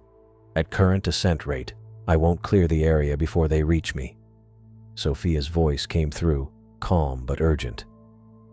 Marshal, recovery is still approximately 50 minutes out. The remora is descending as fast as safely possible, but we need you to buy time. I watched the creeping tendrils, their dim glow now visible from every direction I could see through the viewport. The creature had abandoned the hypnotic pulsing strategy that had failed earlier, instead opting for this stealthy, methodical approach. I'm running out of options, Control, I said, scanning the emergency systems panel for anything I might have missed. Main power is dead, lighting system destroyed. I've powered down everything non-essential. I stared at the power indicator. Emergency reserves at 79%. Not much, but perhaps enough for one more desperate gambit. Wait, I said, an idea forming. The creature responds to electrical signatures. That's what's drawing it to me. What are you thinking, Marshal? Roman asked. I studied the emergency systems diagram on the panel. If I could create an electrical discharge away from the Explorer, something stronger than my own signature, I might be able to distract it, draw it away from my position.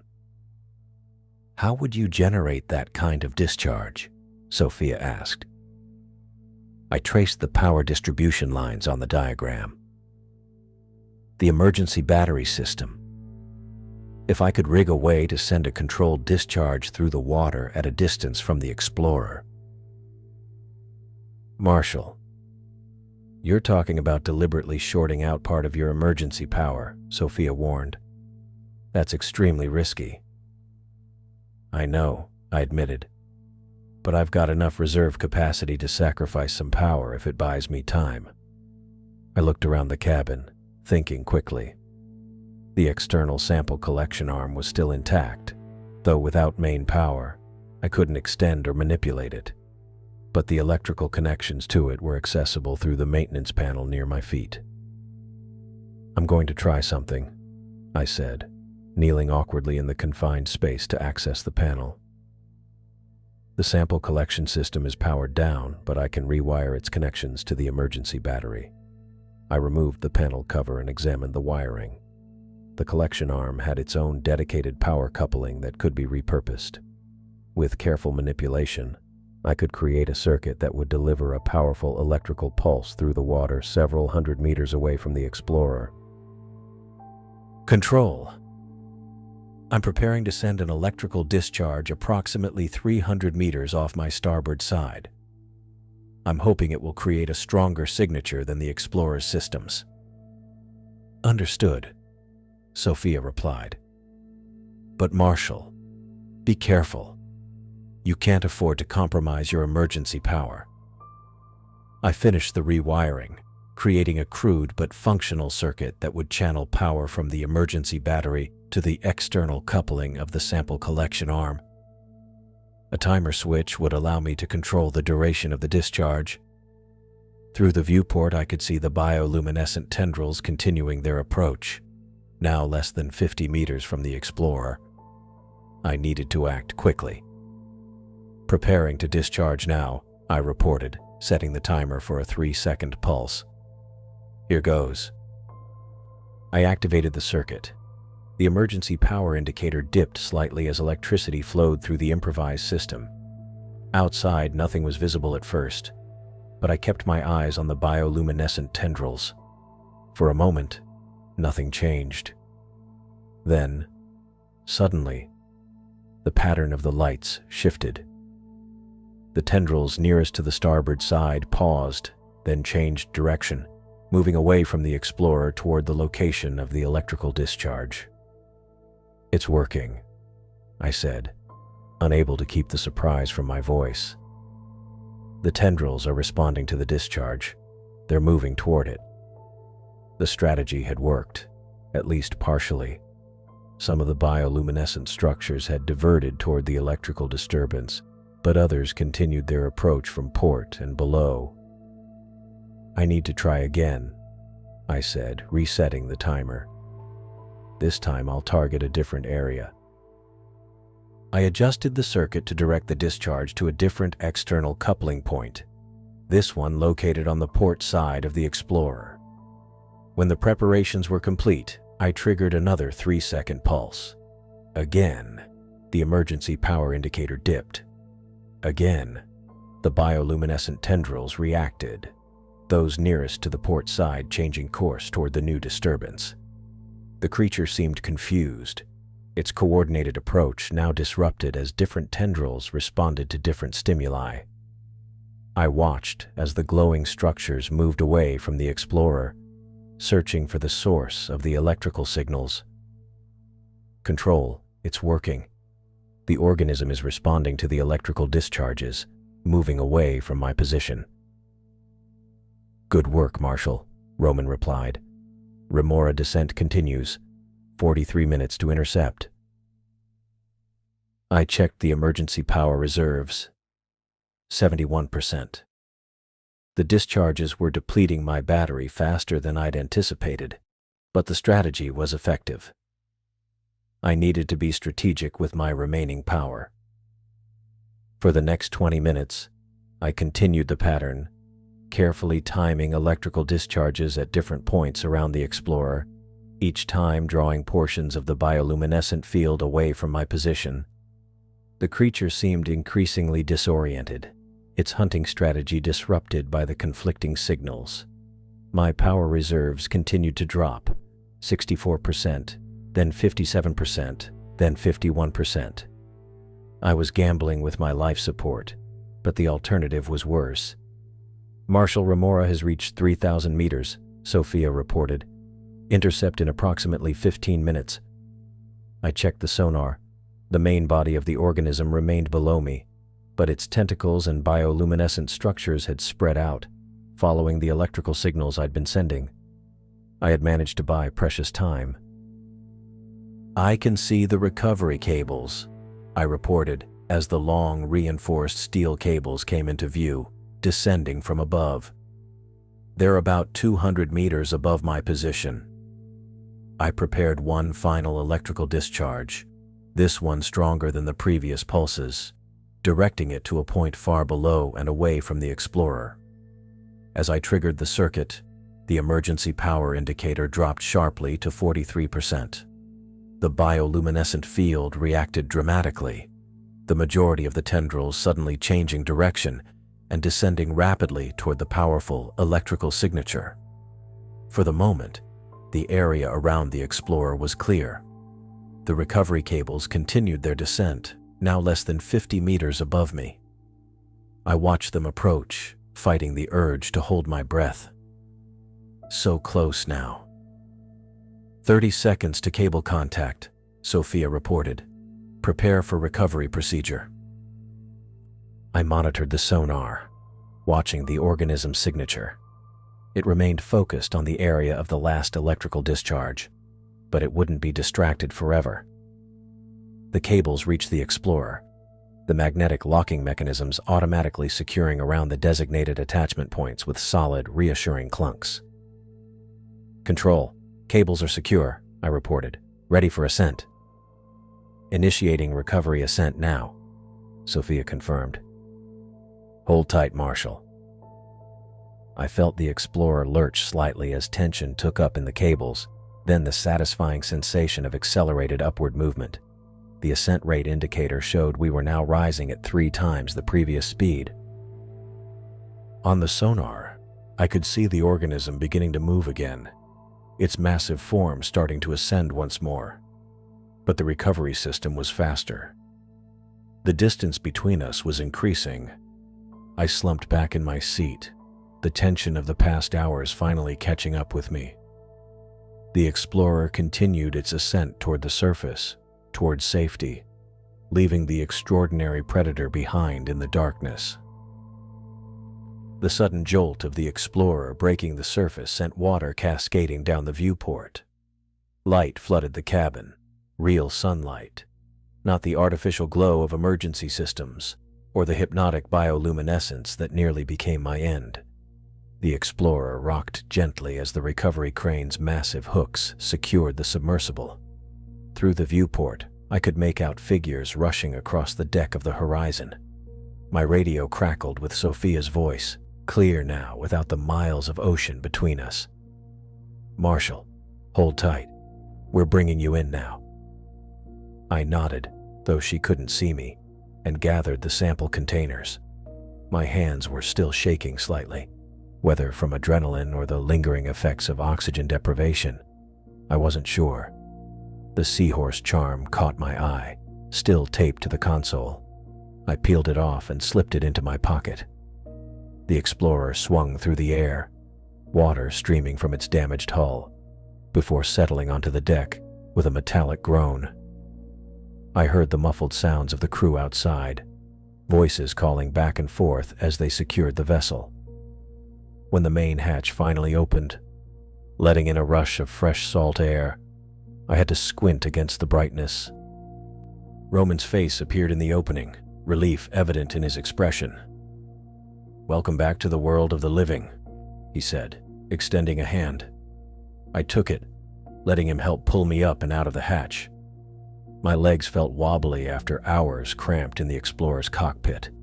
The deck of the Horizon was solid beneath my feet, almost disorienting after so long suspended in the water column. The research team crowded around, faces showing a mixture of relief, excitement, and concern. Bailey Green pushed forward, her clipboard already in hand, ready for the samples. "I need these analyzed immediately," I said, handing her the collection containers. Priority on the water samples with trace bioluminescence. We need to know what we're dealing with at a cellular level. Bailey nodded, examining the containers with careful hands. These look intact. I'll get them to the lab right away.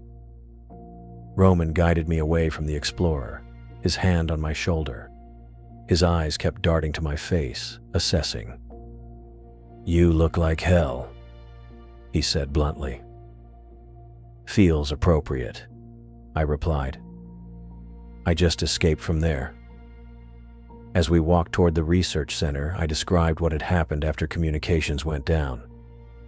The creature's pursuit, how it seemed to track the Explorer's electrical signature, the way I'd used controlled discharges to distract it. Roman listened intently, asking occasional questions about the organism's behavior and response patterns.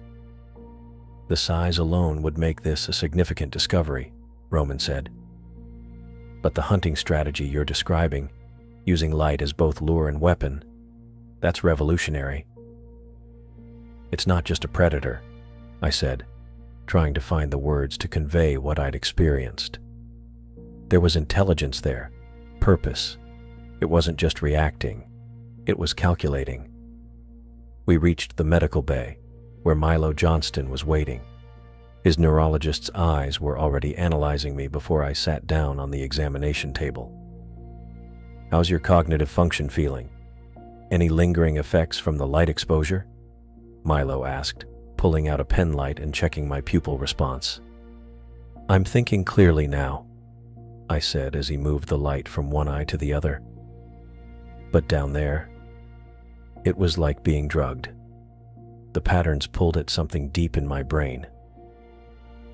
Milo nodded, making notes on his tablet. Your EEG readings during the encounter showed activity consistent with hypnotic states. The creature might be using frequencies that directly affect the human brain's limbic system. He continued checking my vitals, listening to my breathing, examining the small cut on my forehead from when I'd been thrown against the control panel. Oxygen levels look good, he said after a few minutes. No signs of decompression issues, which makes sense given you were in a pressurized environment. But I want you to take it easy for the next 24 hours. That was an extreme stress situation. I'll try, I said, though we both knew that was unlikely given what we'd just discovered. Roman had been waiting by the door. When you're cleared, we need a full briefing. Everyone's waiting in the conference room. 30 minutes later, cleaned up and changed into fresh clothes, I stood before the assembled research team. The excitement in the room was almost electric. Faces looked back at me with a mixture of awe and scientific hunger. What we've discovered, I began, isn't just a new species. It's an entirely new category of deep-sea predator that challenges our fundamental understanding of life at extreme depths. I detailed the encounter from beginning to end, describing the bioluminescent tendrils, the massive central body, the eye structure that tracked the Explorer. The creature uses light as both lure and weapon, I explained. The bioluminescent display isn't just for attraction. It has hypnotic properties that affect consciousness. It creates patterns that induce a trance-like state, likely to immobilize prey before capturing it. Bailey raised her hand. Could this be similar to how some cephalopods use color patterns to mesmerize prey? Similar in concept, but vastly more advanced, I replied. This isn't just flashing colors. The patterns I observed had mathematical properties, rhythms that seemed designed to interface with neural processes. It was communicating directly with my brain. Sophia stepped forward with a tablet. We've got the footage ready to review. Most of the external cameras failed during the power surge, but we have about 40 minutes of usable video before that happened. The lights dimmed, and the main screen lit up with the first images of the bioluminescent field. Even in the recording, the beauty of the light patterns was clear. Stop there, I said, as the footage showed the first clear view of the central mass. "That's the main body. Notice the texture, semi-translucent, with visible internal structures." The team leaned forward, studying the image. I pointed out details, the connection points of the tendrils, the movement visible within the central mass, the proportion and scale that made this organism unlike anything previously documented. "Play it forward to time code 22.14, I instructed. The footage advanced to show the massive eye emerging from the central mass. "This eye structure is approximately 20 meters in diameter," I said, hearing several gasps from the team. And it wasn't just sensing light, it was tracking the explorer, showing active attention and response. We continued through the footage, analyzing the creature's reactions, the intensification of the light patterns, and finally, the moment when the tentacles had first made contact with the explorer. The constriction force was enough to compromise hull integrity, I noted as we watched the pressure readings change on the instrument panel, visible in the internal camera feed. If the emergency protocols hadn't worked, the explorer would have been crushed. When the footage ended, cutting off as the electrical systems had failed, the room was quiet for a moment. "Questions?" Roman asked, breaking the silence. Hands shot up across the room, and for the next hour I answered detailed questions about every aspect of the encounter. The team was particularly interested in the creature's response to the electrical discharges I'd used to distract it during the ascent. "It suggests electroreception capabilities," I explained, "which makes sense for a deep-sea predator. What's remarkable is how quickly it adapted its hunting strategy after the initial encounter." As the briefing wound down, I noticed Bella Santos sitting quietly in the back of the room. While the others filed out, she remained behind, a thoughtful expression on her face. "Your macro-predator theory," I said, approaching her. "You were right all along." Bella had been publishing papers for years on the possibility of massive predatory organisms in the deepest ocean trenches, work that had often been dismissed as speculative by more conservative colleagues. "I never imagined something quite like this," she said, her voice quiet. "The size, yes. The predatory behavior, yes. But the neural manipulation through light patterns? That's beyond anything I theorized." "Yet you predicted the ecological niche it would occupy," I pointed out. "You said there had to be apex predators even at those depths, organisms that evolved specific adaptations to hunt in an environment we thought was too resource-poor to support them." She nodded, finally allowing herself a small smile. "The ecosystem dynamics demanded it. There had to be something at the top of the food chain." "Your papers gave me the framework to understand what I was seeing down there," I told her. "Without that, I might have misinterpreted everything." "What happens now?" she asked. "We analyze the samples, we study the footage, and then we go back down. Better prepared this time." Later that evening, after hours of debriefing and sample analysis, I finally found a moment of privacy in my cabin. I pulled out my satellite phone and dialed Mary's number, calculating the time difference in my head. She'd be out of school by now.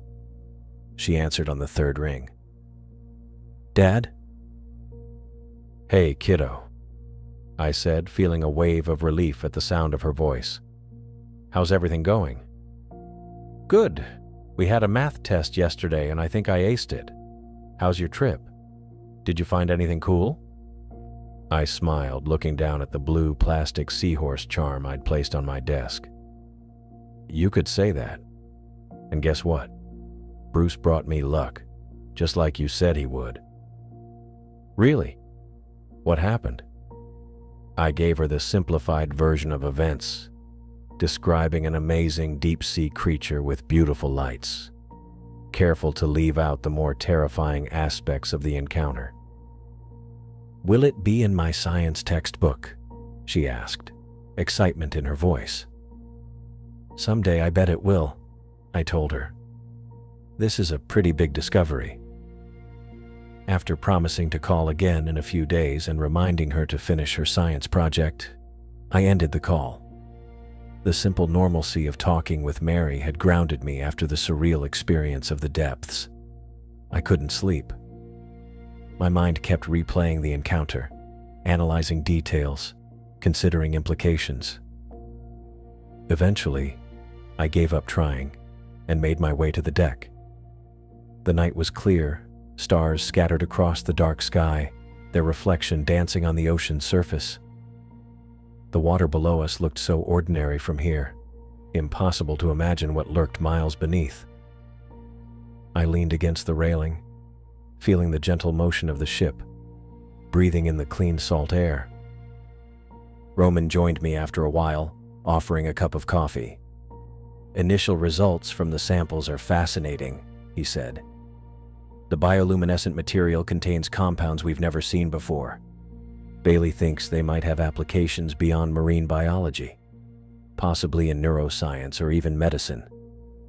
I nodded, taking a sip of coffee. "We need to go back down." "Already planning it," Roman replied. "We'll need to modify the Explorer first. Stronger hull, better shielding for the electrical systems, more sophisticated lighting arrays to counter the hypnotic effect. And better recording equipment," I added. "We lost too much data when the systems failed." "The university will fund whatever we need after they see what we've brought back," Roman said. "This discovery changes everything we thought we knew about deep-sea ecosystems." We stood in silence for a while, contemplating the dark water. "It's still down there," I said finally, "waiting, and probably not alone." "No," Roman agreed. "Likely not alone at all." I looked up at the stars, then back to the water that hid so many secrets. The creature was out there in the darkness, along with other undiscovered wonders and dangers, waiting for us to find them. And despite everything, I couldn't wait to go looking.